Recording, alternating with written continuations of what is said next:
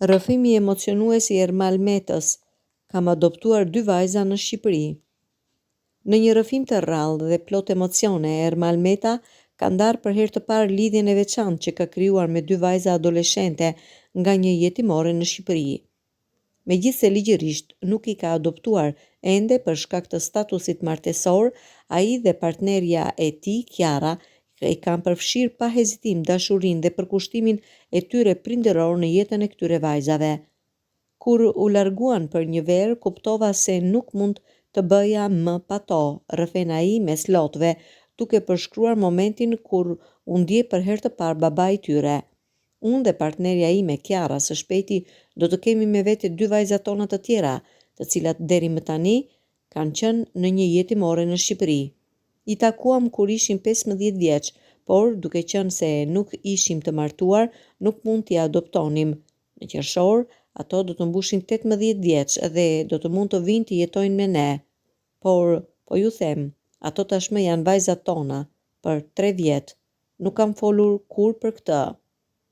Duke punuar me këtë shtëpi familjare që pret vajza dhe vajza të reja, shpesh me historitë të mërshme pas tyre, që atëherë jemi parë gjatë gjithë kohës, ose shkojmë t'i vizitojmë ose vinë këtu.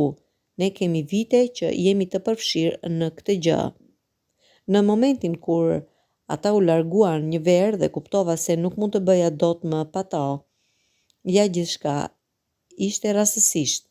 Unë duhet isha në Rom, pastaj në Milano, dhe në vend të kësaj isha në Bari duke luajtur. Murgesha që rriti dhe shpëtoi në thelbë vajzat, të cilat tashmë i njihja se kishin qenë disa herë në atë shtëpi familjare, më telefonon dhe më thot se janë në qytet për të bërë një treg bamirësie.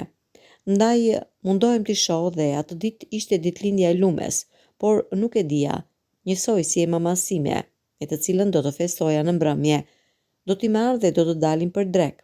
Ndërkohë prisja një telefonat nga një mik, i cili duhej të më përgjigjej për pushimet që duhej të bënim.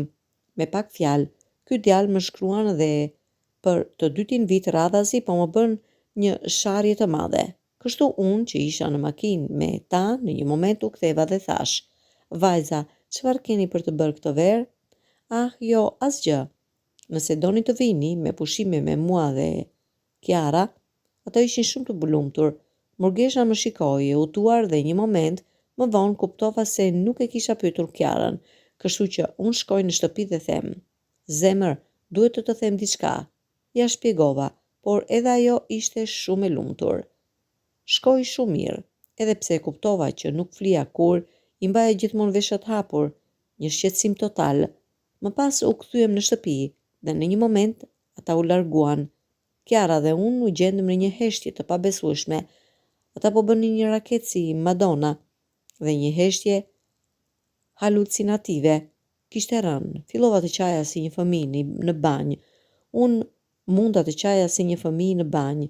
Pastaj u pajtova me Murgeshën që, pasi kishin shkuar në familje të tjera që duhet i merrnin për verën, sipas marrëveshjeve të mëparshme, do t'i mbanim edhe për 15 ditë të tjera. Pastaj sigurisht që nuk janë të gjitha trëndafilat dhe lulet, sepse ata që janë jetim kanë disa histori shumë të këqija. Mendoj njërin nga ata më të mirët, asgjë, dhe kjo tashmë tregonte qartë se çfarë lloj traume kishte ajo kur erdhi koha për të thënë lam të mirë. Ajo doli jashtë, pastaj u kthye. Ajo qëndroi përballë meje dhe ajo po lëkundej. "Ke haruar diçka?" e pyeta. Ajo tha: "Atëherë pse u ktheve?" Dhe në një moment, mbase donte të përqafohej, nuk më përqafoi, por mbështeti kokën këtu. Ai nuk mund t'i birësonte sepse nuk ishe i martuar. Dhe ne ndoqëm këshillën e Murgeshës. Ato mbaruan shkollën e mesme në Shqipëri dhe tani po rriten dhe do të mund të vinë e të qëndrojnë me ne.